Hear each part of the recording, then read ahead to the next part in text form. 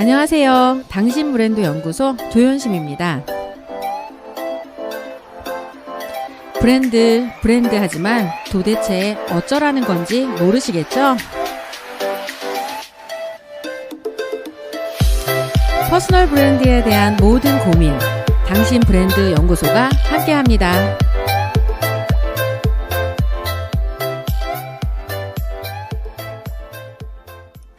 안녕하세요. 당신 브랜드 연구소 조현심입니다. 대한민국 최고에게 퍼스널 브랜드를 묻다 조현심의 브랜드쇼로 여러분을 찾아왔습니다. 오늘은 조금 특별한 손님을 스튜디오에 모셨습니다. 기억하시죠? 저희 오디오 클립 구독자 수 2,000명 넘는 걸 기념을 해서 작가 아닌 작가로 살고 있는 작가를 모집하는 이벤트를 진행을 했습니다. 그렇게 이 홍보도 제대로 안 했는데 그거에 세 분의 작가님들이 댓글을 통해서 이벤트에 응모를 해주셨고요. 저희가 그냥 고민한 끝에 이 세 분 모두를 한번 이 조현심의 브랜드쇼에 모셔보자 해서 오늘 그 첫 번째 손님을 스튜디오에 모셨습니다. 이분은 지금 오늘 포항에서 직접 올라오셨거든요. 그래서 어떤 분이 올라오셨는지 여러분과 지금 먼저 아마 화면으로 네이버 TV로 보고 계시다면 보실 텐데 포항에서 직접 올라온 소설가 박지영 작가님을 스튜디오에 모셨습니다. 안녕하세요. 안녕하세요. 네, 작가님 오늘 간만에 거의 서울에 오셨죠? 거의 코로나 전에 한번 오고 지금 네, 지금 온 것 같아요. 6개월 네. 넘게 네, 거의 1년. 1년, 네. 자, 그러면 서울에 이 조현심의 브랜드쇼 때문에 딱 올라오셨는데 소감이 네. 어떠신가요? 소감은 사실은 얼떨떨합니다. 네. 네, 얼떨떨하시다고 네. 지금 그래서 홍대 입구 1번 출구로 나오셔서 오른쪽으로 오셔야 되는데 왼쪽으로 네. 올라가셨다가 이 서울 투어를 한번 하고 네. 오셨다고 네. 이야기를 하셨습니다. 오늘 작가님이 직접 이렇게 소설책 직접 쓰신 초요갱이라는 소설책을 이렇게 사인까지 해서 가지고 오셨고요. 여러분과 함께 오늘 이 소설에 대한 이야기 그리고 박지영 작가님의 퍼스널 브랜딩 스토리에 대해서 같이 들어볼 예정입니다. 자, 조현심의 브랜드쇼는 OT로 구성되어 있는 거 알고 계시죠? 탤런트, 어떻게 이런 소설가의 길을 들어가게 되셨는지 여쭤볼 예정이고요. 그리고 소설을 통해 트레이닝, 어떻게 본인이 소설가로서의 삶을 살기 위해 어떤 훈련을 하고 있는지 한번 여쭤보도록 하겠습니다.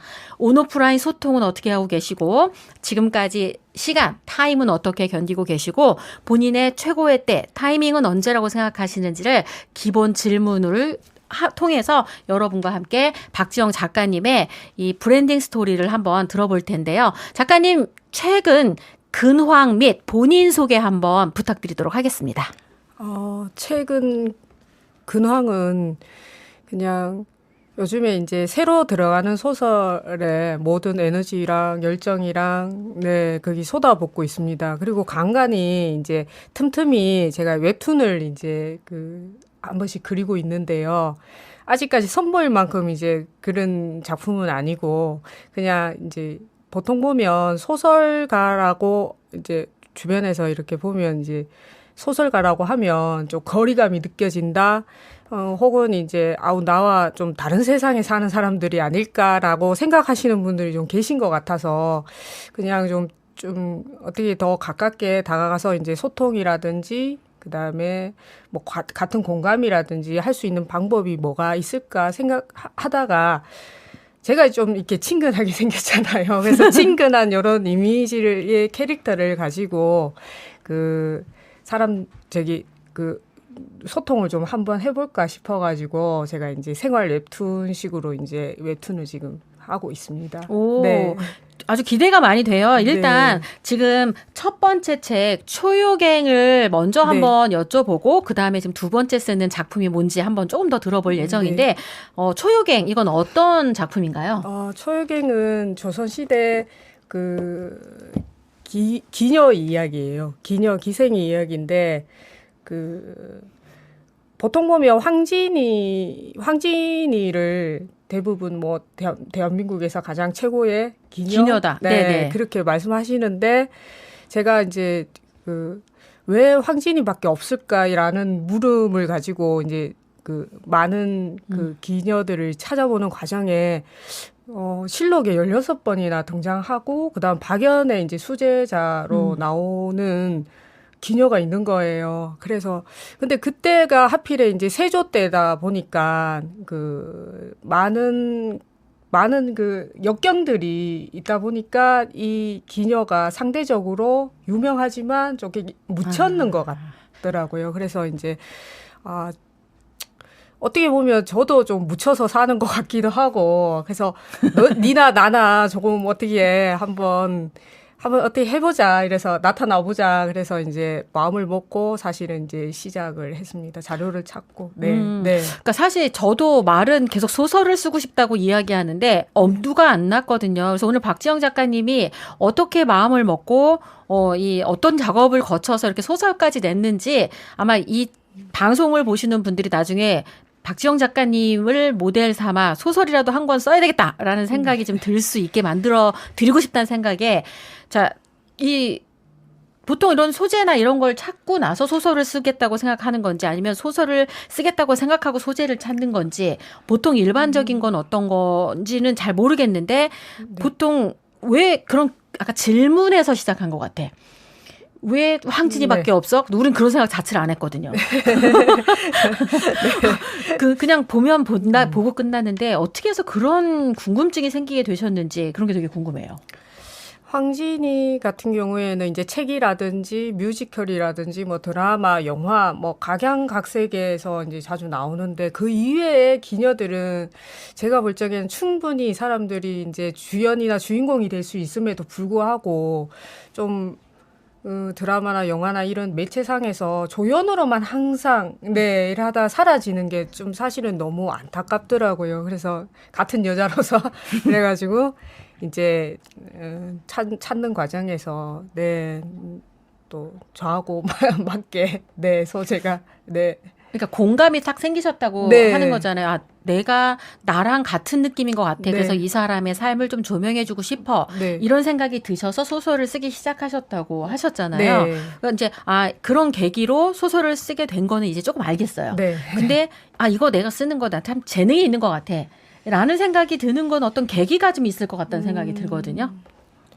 저 같은 경우에는 이제 소설이 사실은 이제 거의 절박함에 나온 것 같아요. 저는 이제 소설 쓰기 전에 이제 한 10년간을 직장 생활을 좀 했었는데 한 20대, 30대 이렇게 직장 생활을 했는데 어느 날 갑자기 제가 이제 정리해고를 사실은 당했어요. 당하다 보니까 좀 뭐라 그래야 될지는 잘 모르겠는데 그때는 좀 그렇더라고. 이렇게 좀 뭐 안 좋은 감정들이 사실은 저한테 그럼요. 너무 많이 찾아오더라고요. 어느 순간에 저는 되게 긍정적이라 생각했는데 뭐 실망, 뭐 절망 이런 많은 것들이 하여튼 순식간에 찾아오더라고요. 그래서 뭐 단기간 아르바이트도 해보고 또 이제 10년간이라는 직장 생활을 했으니까 조금 뭐 다른 직장 재취업하는데 좀 도움이 되지 않을까 싶었는데 사실은 그 시간이 10년이란 또 시간이 저의 발목을 잡는 또 장애물이 되더라고요. 생각보다. 오히려 길게 직장 생활을 했던 게. 그래서 하소연을 해야 되는데 이제 처음에는 이제 친구를 붙들어 놓고 이제 하소연을 시작을 했었거든요. 근데 친구들이 점점 사라지더라고요. 이렇게 제 주변에서 하소연을 시작했더니 친구가 사라지더라. 그래서 이제 안 되겠다. 하지만 이제 가슴 속에는 뭔가가 이제 꾹 들어 있는데 이걸 드러내지 않으면 정말 제가 어느 순간에 이제 죽을 것 같더라고요. 그래서 그 우울증하고는 좀 다른 감정인데 사람이 좀 이렇게 사라진다는 느낌, 내 존재감이 없어진다는 느낌이 이제 계속 들게 되더라고요. 그래서 이 감정들을 뭘로 이게 좀 내보낼까 하다가 이제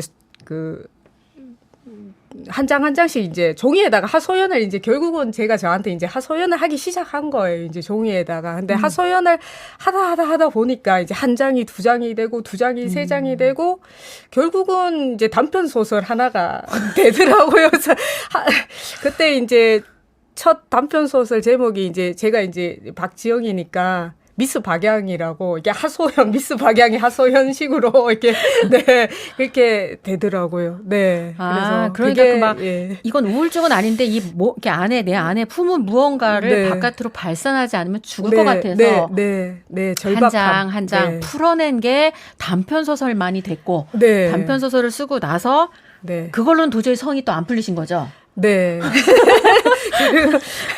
결국은 또 이제 쓰다 보니까 네, 그 소설을 공부하기 위해서는 단편 소설은 반드시 공부를 하셔야 되거든요. 자, 그러면 여기서 네.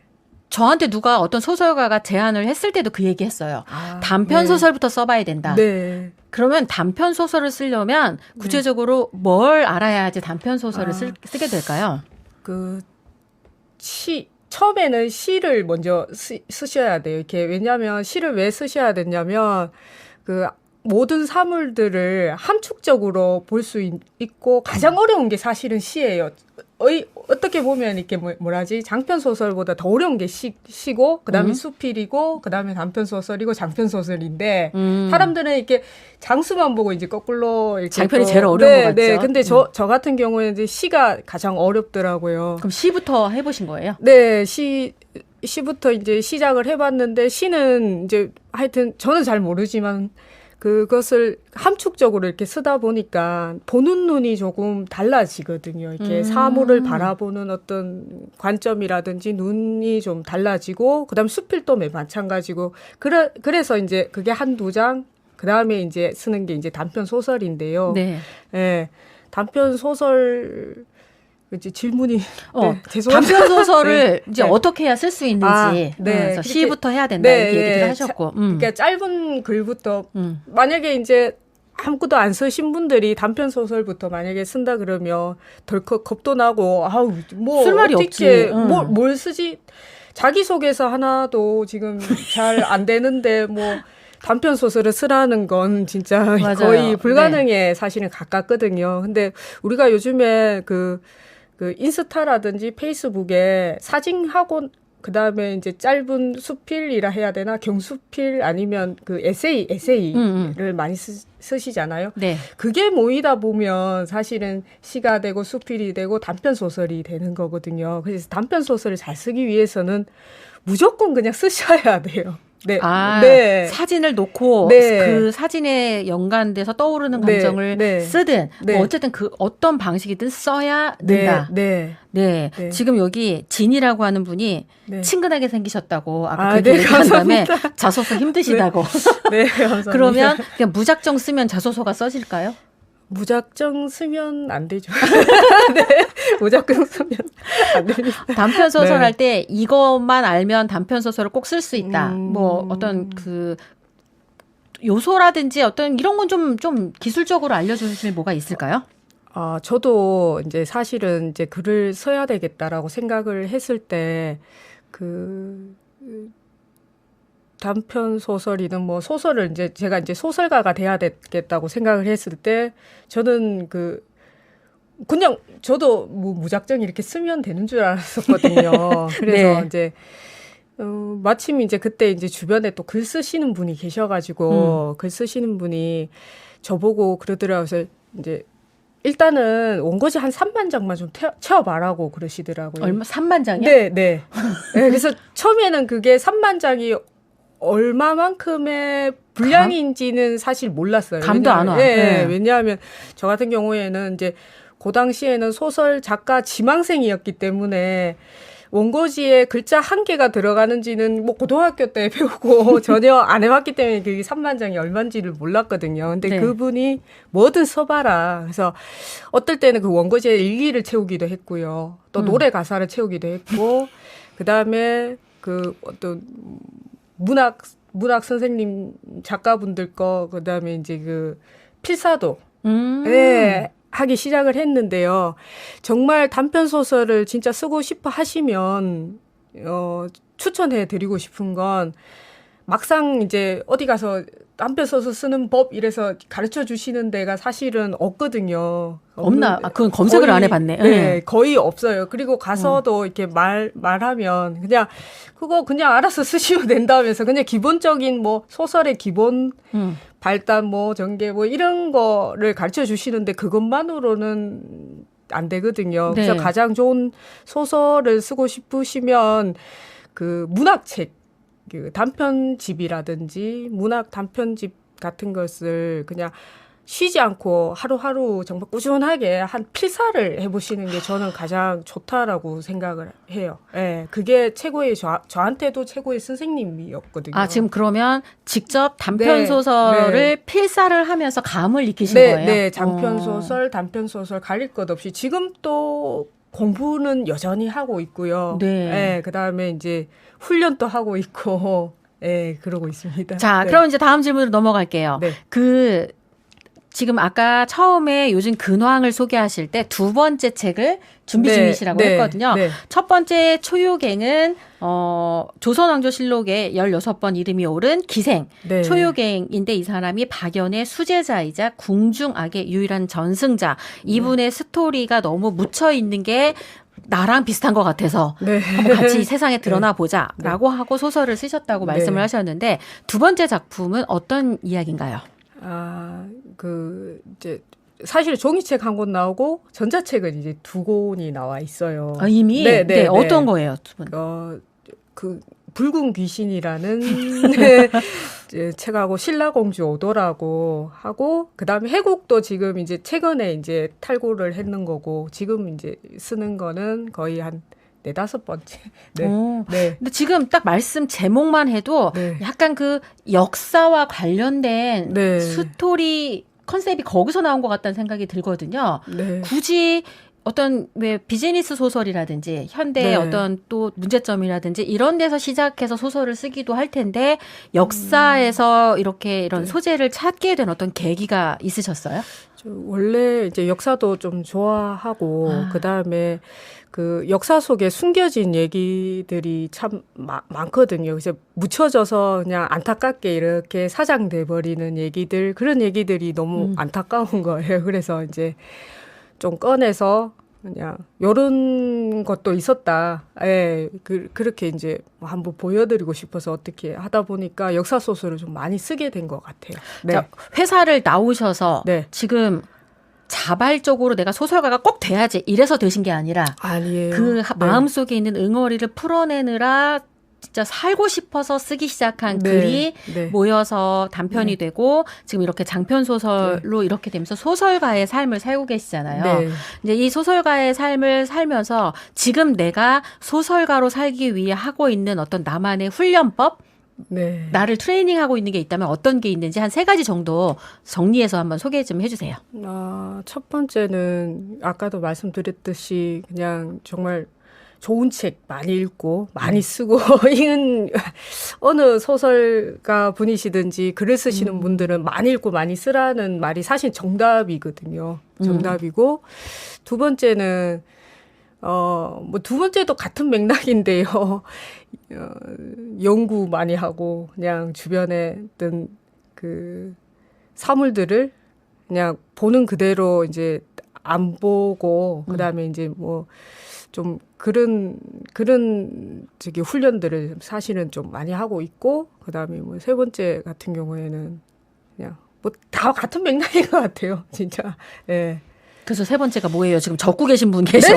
여기 아니, 지금 네. 좋은 책 읽고 필사 1, 그 다음에 2는 예, 꾸준한 훈련. 그다음에, 꾸준하게 네, 훈련. 어떤 사물을 보고 네. 그거를 딱 보이는 거를 넘어서 그죠? 네. 무언가를 보려고 하는 힘. 예를 들어서 지금 제 앞에 마이크가 있는데 이 마이크라는 사물이 지금 제 눈에 보이는데 이 마이크에서 끝을 내면 안 되고 이 마이크와 연관된 어떤 얘기들이 가지가 많이 쳐져야 돼요. 이렇게 뭐 마이크 그다음에 뭐 방송하시는 분, 게스트, 마이크의 이 주변에 있는 어떤 얘기들을 끌어당겨서 오셔야 그것이 모여가지고 이제 결국은 단편 소설에 됩니다. 이게 쭉쭉 뻗어 나가셔야 돼요. 하나의 사물을 가지고 이렇게 10가지, 20가지, 30가지 뭐 이렇게 쭉쭉. 네. 그러니까 지금 딱 느낌이 왔어. 네. 소재 하나를 딱 소재든 주제를 하나 딱 네. 정하면 네. 그거와 연관된 걸 네. 파생으로 계속 네. 퍼뜨려 가서 그 이야기를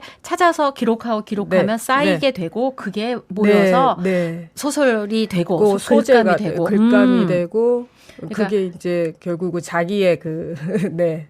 자기의 뭐 예, 자기의 힘이 됩니다. 힘, 예, 근력이 소설, 된다. 예, 예. 오케이. 네. 자, 그러면 다시 한번 언어로 정리해 보겠습니다. 네. 첫 번째가 좋은 책 읽고 많이 필사를 쓰기. 많이 한다. 네. 많이 써본다. 네. 두 번째가 그다음에 소설의 기본적인 구성이라든지 그런 이제 기술적인 면에 대해서 좀 공부를 또 많이 하셔야 돼요. 그러니까 소설의 네, 네. 어떤 소설도 형식이라는 게 있잖아요. 네, 그죠? 네, 네. 그 형식에 맞춰서 네. 소재를 찾고 네. 찾은 소재로부터 확산을 해서 네. 끊임없이 글감들을 네. 끌어모으는 네, 이런 네, 작업들이 필요하다. 필요하다. 뭘 네. 하나를 보더라도 그냥 본대로 마이크네 그리고 끝나면 아무 일도 일어나지 않는다. 네.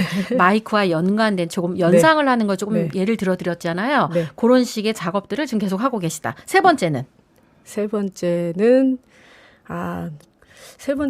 그냥 자기를 좀 스스로 한 권이라도 제대로 한 편이라도 제대로 끝낼 수 있다는 자기 믿음이 반드시 좀 필요한 것 같아요. 대부분의 분들이 이제 글을 쓰다가 중간에 막힌다고 그냥 아이 이러고 이제 그냥 안 쓰는 분들이 계신데 그게 소설이 되든 안 되든 상관없이 내가 글을 처음 시작하면 그걸 끝까지 좀 끌고 가서 마침표까지 딱 찍는 그게 조금 자기를 좀 믿으시는 게 가장 마침표까지 찍어야 본인을 믿을 수 있다. 네. 사실은 그 말이죠. 네. 그러니까 끝까지 한번 네. 쓰겠다고 결심하면 포기하지 말고 네. 본인이 그렇게 해보신 거죠. 네, 지금까지 그렇게 해서 지금까지 왔는 거예요. 그러니까 여기에 지금 이제 우리 박지영 작가님의 네. 그 훈련법의 시크릿이 여기에 숨어 있는 것 같아요. 대부분 소설을 쓰겠다고 생각을 하거나 글을 쓰겠다고 생각을 하는데 중간 쓰는 동안에는 아무 일도 일어나지 않거든요.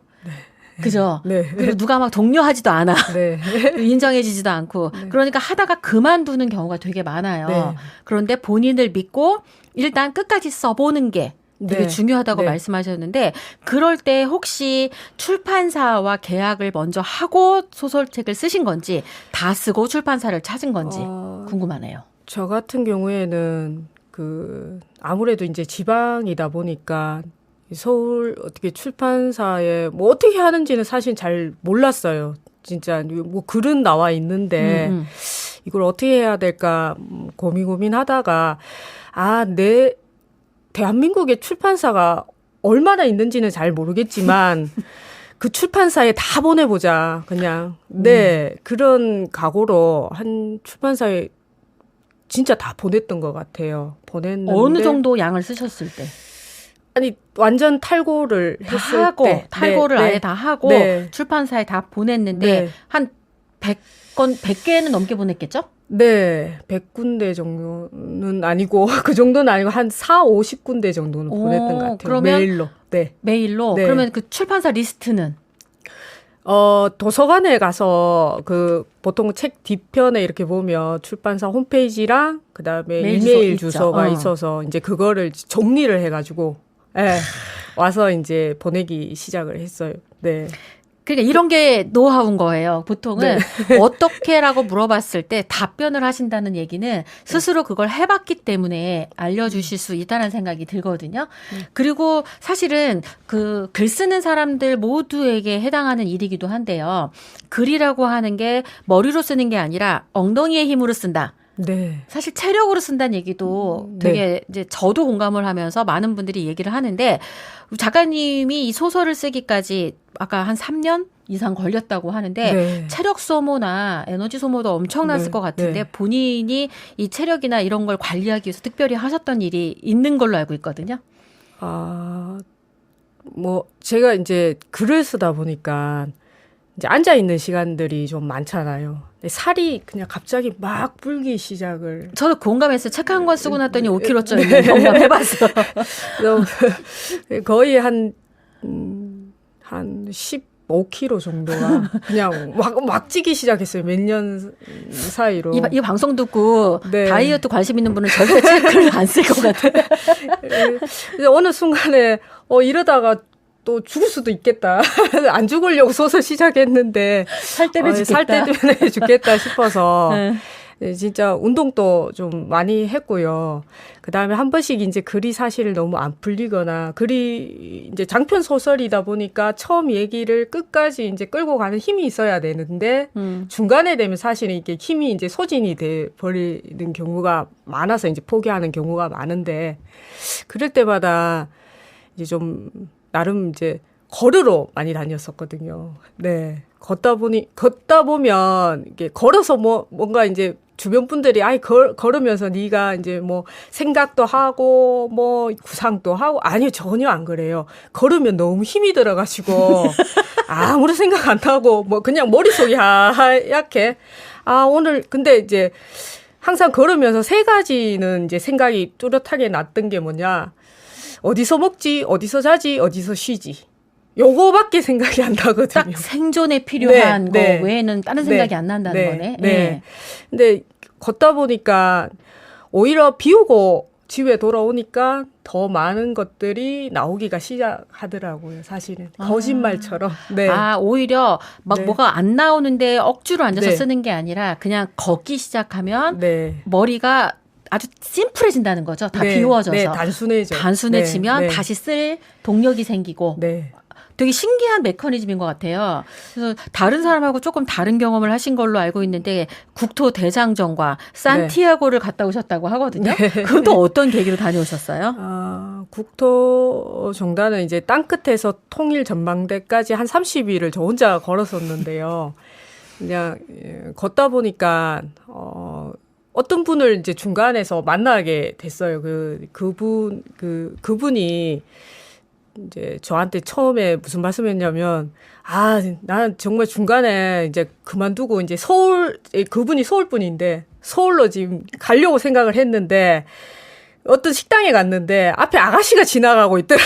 이런 말씀을 전해 듣고 그 아가씨나 만나보고 서울 가야 되겠다. 이런 생각을 하고 이제 자기가 끝까지 걸었다면서 그러면서 이제 중간에 저를 만나서 하시는 말씀이 네가 희망이었다라고 말씀하시더라고요. 네, 근데 저는 지금까지 이제 살아가면서 제가 남한테 다른 사람들한테 희망이 될 수 있는 사람이 될 수 있을까 뭐 이런 생각 참 많이 했었는데 그분이 그런 말씀을 해주시니까 나도 누구한테나 희망이 될 수도 있겠구나 이런 좀 생각이 들더라고요. 그래서 그분이 이제 그 산티아고 길을 걸으셨다고 그러시더라고요. 또 그 얘기를 듣고. 네. 그래서 그 하루 동안에는 정말 30km 정도 걸었었는데 전혀 힘들지 않게 그분하고 산티아고 얘기를 진짜 계속 한 거예요. 근데 막연하게 이제 진짜 가고 싶어서 그래서 이제 집에 이제 돌아와서 엄마한테도 이제 말씀드리고 하니까 엄마도 또 가고 싶어 하시는 거예요. 보통은 뜯어말릴 텐데. 네. 독특한 집안이시네요. 그래서 엄마하고 저하고 이제 같이 산티아고를 한번 걸어보자 해서 네, 정말 자유여행이라고 처음 가면서 또 산티아고를 그렇게 둘이 걷다가 왔었어요. 와, 네. 그 이야기가 언젠가는 소설로 나오지 않을까요? 에세이라도? 한번 기회가 되면 진짜 한번 써보고 싶습니다. 네. 쓰겠다고 마음먹으면 쓰실 것 같은. 자, 지금 이제 보니까 네이버 오디오 클립에는 20명이 들어오셔서 막 지금 댓글 엄청나세요. 박지영 작가님 응원한다. 네, 감사합니다. 대단하시다고. 그러면서 어떤 분은 다이어트에 적은 글쓰기인가요? 이렇게 행복만땅님이 그러셨더니 그 밑에 진님이 그래서 저는 글 못 쓰네요. 본인들끼리 지금 소통하시면서 신이 나셨습니다. 그리고 네이버 TV는 오히려 지금 22분이 들어와서 보고 계세요. 그래서 오히려 이런 일은 별로 없었어요. 보통 오디오 클립을 훨씬 더 많은 분이 네. 듣고 그거에 한 50%를 네이버 TV에서 보시는데 지금 더 많이 듣고 계세요. 지금 그러니까 더 긴장이 돼가지고 큰일 났는데. 보이는 라디오 네, 신경 네, 그냥 많이 네, 안 쓰시고 네. 가시면 돼요. 네. 자, 지금 이제 세 번째 질문으로 넘어갈 네. 텐데 토크 지금 저랑 굉장히 네. 소통을 너무 잘하고 계시거든요. 특별히 온 오프라인으로 어떻게 사람들과 소통을 하고 계시는지 좀 들려주세요. 지금 이제 소통은 인스타도 하고 있고요. 그 다음에 이제 페이스북. 오, 네. 하긴 다 하시네. 네. 트위터? 예. 트위터. 예. 하고 있긴 한데, 너무 좋으신 분들이 저하고 이웃을 맺어주셔가지고, 예, 잘 소통하고, 그 다음에 그분들한테서 많이 배우고 있습니다, 진짜. 네, 살아가는 법, 그 다음에 인스타를 했기 때문에 여기도 왔습니다. 아, 네, 네. 그거 인스타에 올라온 정보를 네, 보고. 네, 네. 아, 네. 그러니까 이게 의미하게 딱 내가 누구를 타겟으로 하지 않아도 네. 이렇게 SNS를 통해 연결되면 세상에 누구하고도 만나지는 것 같아요. 예. 그죠? 네, 신기하게. 신기하네요. 네. 그래서 이게 난 누구를 만나야지 뭐 소통을 꼭 누구랑 해야지 의도하지 않아도 네. 세상의 이야기에 네. 귀를 기울이고 있으면 네. 만나고 싶은 사람들, 만나고 싶은 어떤 거를 하고 있는 그 프로젝트든 어떤 거에 얼마든지 연결될 수 있다. 네. 이런 열린 마음을 갖고 계신 것 같다는 네. 생각이 들어요. 제가. 오히려 이게 사실 소설 초요경 이러면 세상과 이렇게 차단하고 글만 쓸 것 같았거든요. 근데 작가님이 막 인스타그램도 하고 네. 트위터도 하고 네. 페이스북까지 하신다라는 얘기를 들으니까 세상과 연결되어 있고 열려 있어서 오히려 글을 쓰시는 분이 아니실까 이런 생각이 또 드네요. 너무 칭찬을 해주셔가지고. 이제 네. 다음 질문인데 사실은 이제 제일 궁금한 게 이렇게 아마 많은 분들이 그런 걸 것 같아요.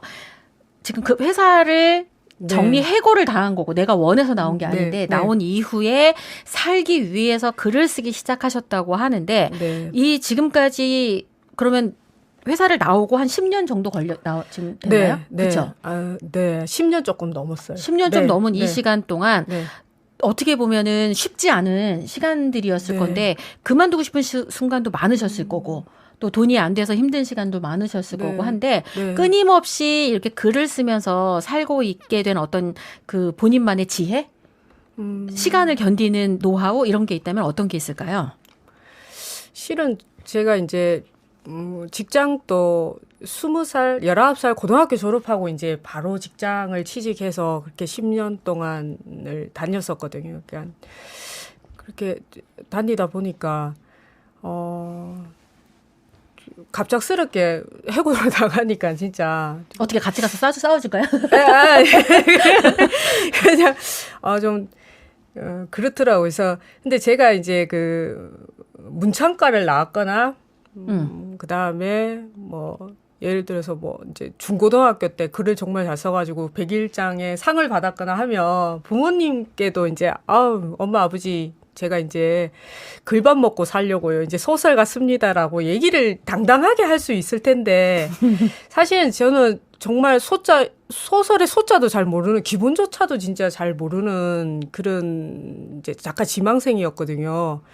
그러다 보니까 그 지인이나 그다음에 엄마 아버지한테도 얘기를 사실 부모님한테조차도 이제 얘기를 못 하겠더라고요. 그래서 사실 소설은 사실 비밀리에 쓰기 시작을 했습니다. 그래가지고 이제 간간히 아르바이트 하면서 그냥 그 이제 도서관이나 집에서는 쓸 수 없으니까 이제 도서관이나 카페 같은 데 가서 이제 정말 글을 쓰면서 그렇게 이제 시간을 버텼던 것 같아요. 일종의 보면 이제 소설이 저를 이제 시간을 버티게 하는 힘이었는 것 같아요. 네. 그래서 이제 먹고 사는 거는 그냥 간간히 아르바이트 했습니다. 저도 이제 먹고는 살아야 하니까. 네. 여기에 핵심이 있는 것 네. 같아요. 정말 내가 좋아하는 걸 하고 싶은데 그 좋아하는 일로는 먹고 살기가 힘들잖아요. 아직 그걸로 어떤 성과를 내거나 이런 게 아니니까. 그럼 대부분은 생계를 위해서 뭔가를 하잖아요. 그죠? 작가님은 알바를 하셨다 그랬고 대부분은 또 뭐 생업과 관련된 이제 직업 전선에 뛰어들 텐데 그리고 나면 그거 하다가 지치고 피곤하면 하고 싶다고 하는 그 일을 안 하는 경우가 많잖아요. 그렇죠? 네. 그래서 이제 글을 끝까지 쓰면서 할 수 있는 직업들이 뭘까라는 네 글을 포기하고 싶지 않고 저 무조건 이제 소설이 저 중심에 있는 거예요. 그 중심에서 이제 가난해도 좋고 굶어 죽어도 좋으니까 내가 하고 싶은 거 끝까지 한번 가보겠다. 예, 그런 마음을 가지고 이제 그 글을 중심으로 글을 평생 쓰면서 할 수 있는 직업들이 뭘까라고 이제 계속 고민을 많이 했었죠. 많이 하고 지금 또 이제 뭐 몇 가지는 좀 생각을 하고 있는데 그럴 네. 때 찾은 알바가 있다면 어떤 게 있을까요? 아니 아르바이트는 대부분 이제 시간이 짧으니까 글은 충분히 쓸 수 있습니다. 아, 네. 그렇구나. 네. 알바를 했다고 피곤해서 아무 네. 말 못하는 게 네. 아니라 알바는 네. 어차피 시간당이니까 네. 하루 뭐 6시간 하면 나머지는 다 글 쓰는 시간. 네, 네. 그러니까 지금 너무 좋은 말씀을 해주신 게 저 말씀하시는데 가슴이 뛰기 시작했어요.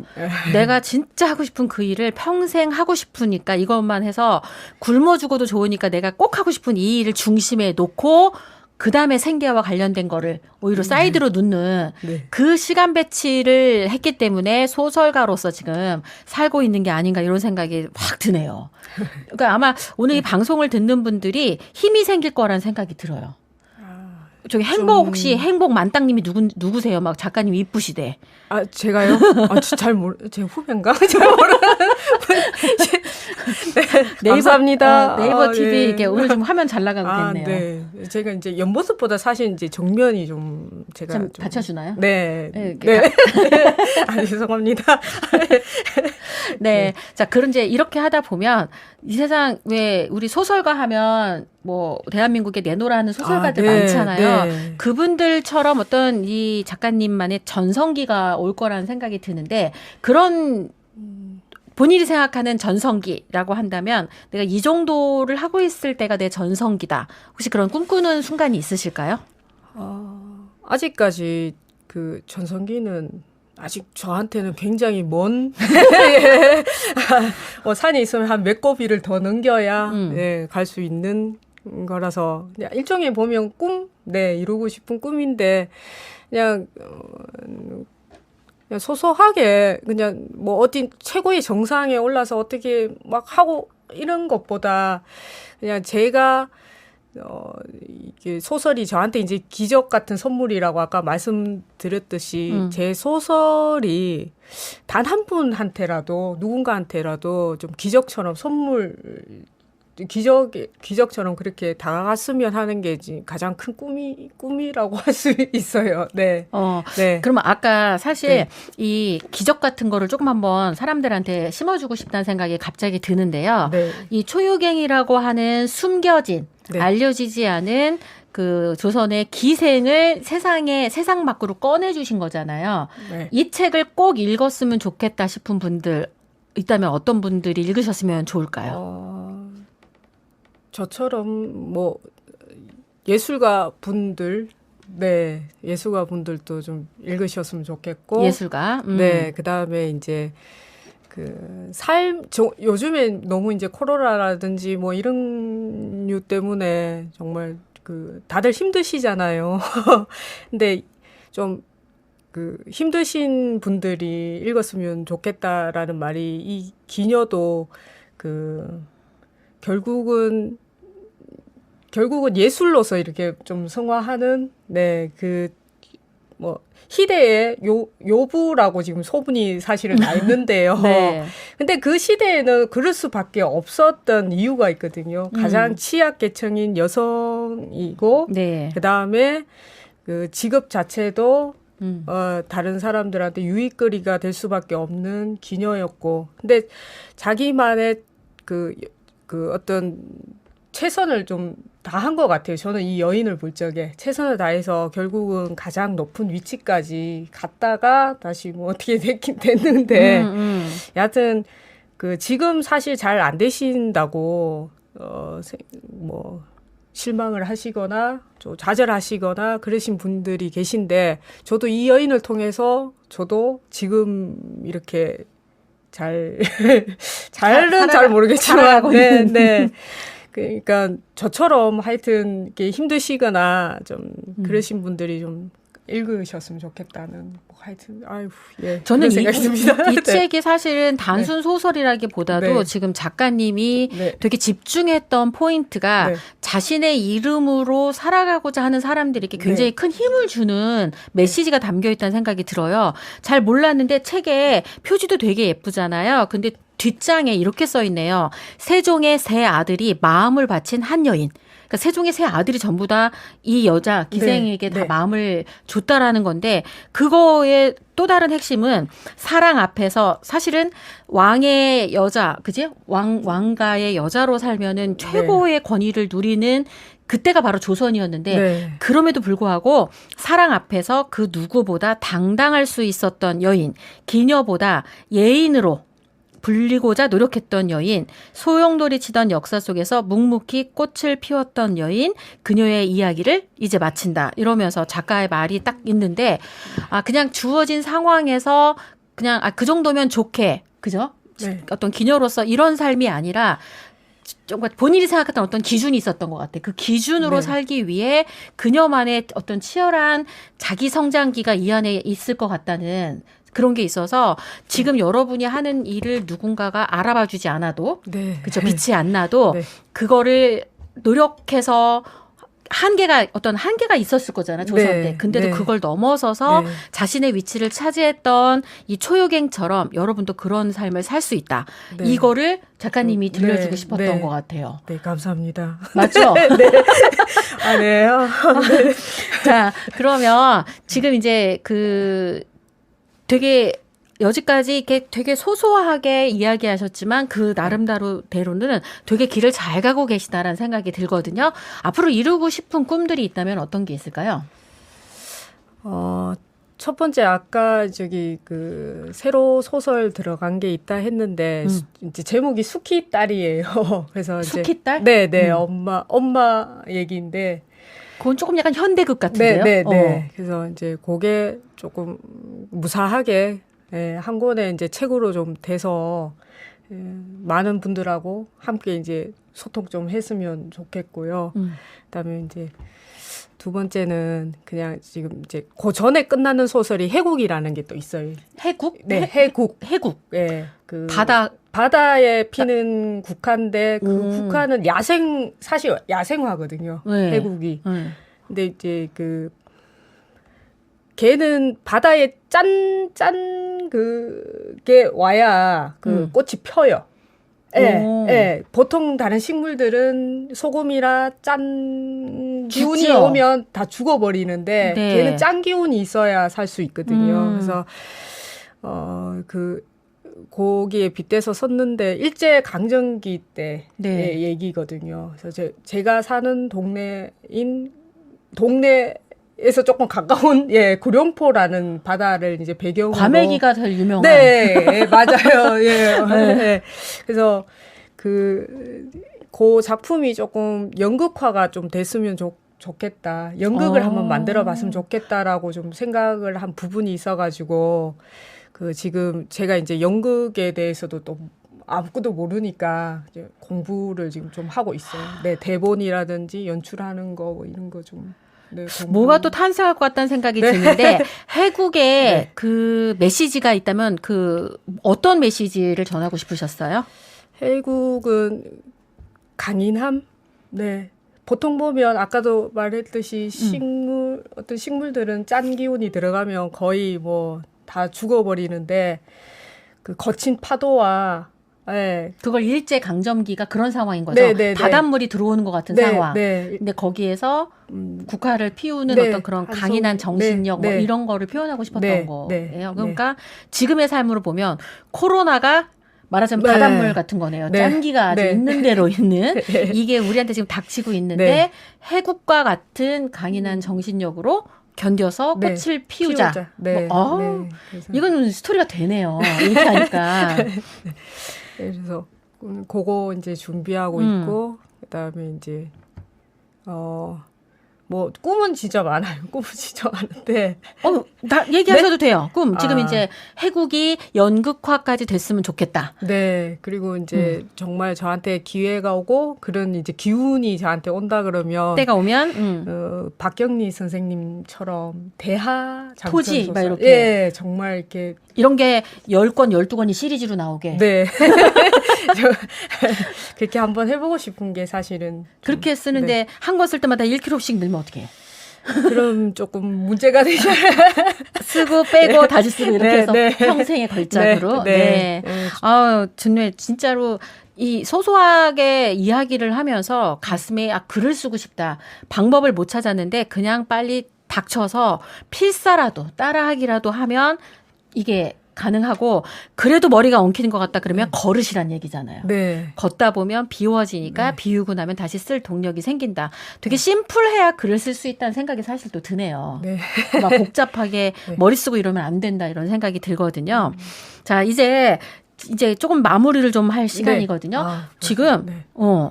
오디오 클립으로는 거의 29명이 듣고 계시고 드디어 또 다시 역전했어요. 오디오 클립이.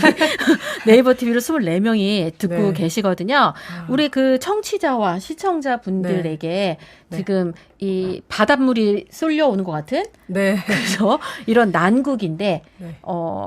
좀 같이 함께해증이 방송을 함께하고 계시는 분들에게 들려주고 싶은 이야기 있으면 같이 좀 해줘 보세요. 이 방송을 함께 하시는 분들 중에서도 진짜 소설을 정말 쓰고 싶어 하시는 분들이 진짜 많으실 거라고 저는 생각을 하는데요. 어떤 분들은 저한테 이제 뭐 이런 말씀 하시겠죠. 니 재능 있으니까 그렇게 쓰겠지라고 말씀하시는데 그거는 사실 부정하지는 않을게요. 근데 재능보다 저는 더 중요한 게 하고자 하는 의지랑 열정인 것 같아요. 근데 보통 보면 소설을 한 권 쓰나 뭐 단편 소설이든 장편 소설이든 간에 한 권을 쓰기 위해서는 에너지가 진짜 어마어마하게 필요하거든요. 왜냐하면 제가 이제 전혀 낯선 세상 속으로 사실은 빨려 들어가는 거고 그 세상 속에 또 만들어놨는 인물들이 많단 말이에요. 그럼 그 인물들하고 소통도 해야 되고 공감도 해야 되고 또 걔들하고 같이 긴 호흡을 가지고 작가도 무시는 할 수는 없잖아요. 그 주인공들, 그 세상 속에, 다른 세상 속에 사는 사람들을. 그러면 이제 그분들하고 끝까지 긴 호흡을 함께 해야 되기 때문에 조금 지루하거나 힘들거나 할 수도 있거든요. 그 과정이. 그래도 그게, 내가 쓰는 게 과연 소설이 될까? 이런 생각하는 것보다 아까도 말씀드렸듯이 처음 시작을 했으면 정말 끝까지 그게 한 장이 되든 10장이 되든 100장이 되든 뭐 1000장이 되든 끝까지 한번 맞춤표를 딱 찍으셨으면 좋겠다는 말씀을 꼭 전해드리고 싶어요. 마침표를 찍자. 네, 그러면 네. 스스로를 믿게 된다. 네. 사실 그 메시지인 것 같아요. 오늘 좀 여러분들과 사실 오늘 이 방송은 책을 한 권 내면 인생이 바뀔 줄 알았는데 그냥 네, 책 한 권만 낸 작가라고 부르기도 아주 네. 저분이 그런 책을 썼어요라고 기억이 가물가물한 상태라고 생각하시는 작가님들이 여기에 이벤트에 응모하셔서 오신 거거든요. 그래서 오늘 방송을 함께 하시는 여러분이 힘을 주실 시간입니다. 특별히 다른 때는 이런 거 절대 안 했거든요. 네이버 오디오 클립을 듣고 계신 31분 박지영 작가님에게 이 오늘 방송을 딱 듣고 응원의 메시지 아니면 궁금한 질문 지금 댓글로 달아주시고요. 네이버 TV 보고 계신 26분 역시 마찬가지입니다. 우리 박지영 작가님에게 힘을 주시는 응원 메시지도 좋고요. 그다음에 궁금한 질문이 있으면 질문 정도 해주시면은 직접 작가님이 보고 계시거든요. 그래서 그걸 소통하고 마무리하는 시간으로 갖도록 하겠습니다. 자, 여기 지금 보니까 이 켈로이 초크? 밀크님이 의지, 열정, 큰 에너지 대단하시다고. 이렇게 응원을 탁 해주셨고요. 네, 감사합니다. 작가님 응원한다고 지금 막 응원 메시지들이 막 올라오고 있어요. 구룡포 과메기 먹고 싶으시다는 분들. 오세요. 네. 그럼 사주나요? 네, 제가 사드리겠습니다. 진짜로. 요거 여러분 공표 받아놨습니다. 구룡포 가기 전에 저기 인스타그램 아이디가 뭐예요? 인스타그램 제가 사실 이제 영문으로 돼 있는데 간단하게 옥방석이라 치시고. 네, 옥방석. 회식 저기 뭐야 이렇게 네. 아시죠? 네. 옥방석을 치시고 친구 추가를 하신 다음에 과메기 뜨시면 무조건 작가님에게 나 갑니다. 네, 네. 그때 당신 브랜드 연구소에 응원 댓글 남겼습니다 네. 하면 과메기 쏘신답니다. 네. 그리고 글 쓰시다가 아니면 어떤 일에 힘드실 때 작가님이 이 그런 이런 본인의 힘든 시간을 견뎠던 이런 경험치를 베이스로 여러분한테 어떤 따뜻하게 또 이 일본의 강점기에서도 이겨낸 그런 해국 네. 이야기를 쓰신 작가님이라 분명히 여러분에게 큰 힘이 될 거라는 생각이 들고요. 블루베리 님이 작가님 응원하신다고. 화이팅. 감사합니다. 네. 행복 만땅님이 네. 이뻐요. 아이. 계속 이야기를 써주고 계십니다. 네. 그래도 구룡포 과메기 사주신다면 가신다는 네. 밀크님 그리고 네. 박지영 작가님 해국이 연극화가 되길 꼭 기도한다고. 감사합니다. 이렇게 응원하는 세력이 감사합니다. 있으니까 느낌이 어떠세요? 지금 심장이 지금 벌렁벌렁 걸어가지고 네. 이거 그냥 뛰는 수준이 아니라 벌렁벌렁 네, 돼요? 네. 전 그게 전달되나 봐요. 저도 같이 벌렁대고 있어요. 그래서 네. 진짜 그러니까 머지않아 작가님의 작품이 진짜 많은 사람들에게 힘이 되면서 요즘 제가 그 드라마 보는 거 중에 청춘 기록? 네. 박보검 네. 나오는 거를 네. 보고 있는데 네. 그 스토리가 꼭 해국의 스토리 같아. 느낌에. 그러니까 무명인 친구가 네. 어떻게 그러니까 유명세를 얻게 되는지 그 과정이 굉장히 리얼하게 잘 나온 것 같아요. 그래서 요즘 사람들의 트렌드에도 맞고 네. 그다음에 너무 금방 어디선가 뜬 것 같은데 그 뜨기까지의 이 과정 뒷이야기를 잘 이야기해 준 것 같은데 그 스토리를 들으면서 오히려 이 작가님이 다음번에 쓰고 있는 해국을 상상하는 것도 굉장히 재밌을 것 같다는 생각이 듭니다. 네, 감사합니다. 네, 자 이제 네. 진짜 마무리하도록 하겠습니다. 네. 여기 빨리 해국 영국 무대 네. 서는 날 빨리 오길 바라겠다고 해국 화이팅. 감사합니다. 해국 홍보 엄청 하신 거야. 진짜. 그죠? 자, 우리 포항에 이 얼굴이 되셨으면 좋겠다는 생각을 하면서 지금 현재 초유갱이라는 책 그리고 다음 저희에게 선보일 해국이라는 책을 통해 만나게 될 박지영 작가님 진짜 마지막 인사 다시 한번 해주시기 바랍니다. 사실은 오늘 이게 처음 이런 무대 그다음에 이제 다른 이들 앞에 이렇게 나서 본 적이 단 한 번도 없어가지고 너무 떨렸는데요. 옆에서 너무 잘해주셔가지고 이제 감사드리고 또 잘 못한 부분이나 말을 버벅댔던 그런 부분들이 많을 텐데 하여튼 죄송합니다. 라는 말씀을 전해드리고 싶습니다. 네. 네. 이 와중에 저분은 네. 작가님 얼굴 너무 작다고. 네. 그러니까 너무 이게 불리해. 살 빠져서 살 빠지는데 전 이렇게 가까이 대고 작가님 멀리서 하니까. 네. 자, 오늘은 여러분과 그 초요갱의 작가 박지영 작가님과 함께 했습니다. 저희 그 조현심의 당신 브랜드 연구소에서는 이렇게 여러분의 브랜딩을 만들어가는 스토리를 끊임없이 발굴해서 이렇게 무대에 올려드리는 시간도 계속 갖고자 합니다. 다음 주는 추석이라 방송이 없어요. 그죠? 그리고 10월 첫째 주 그리고 둘째 주 수요일 날 오전 11시에 여러분에게 다음 작가님, 그다음 작가님 계속 이어서 이렇게 그 작가로서 본인의 퍼스널 브랜딩을 만들어가는 이야기를 여러분께 전해드리도록 하겠습니다. 오늘 여러분과 함께한 당신 브랜드 연구소는 여기까지입니다. 함께해 주셔서 고맙습니다. 안녕히 계세요. 감사합니다.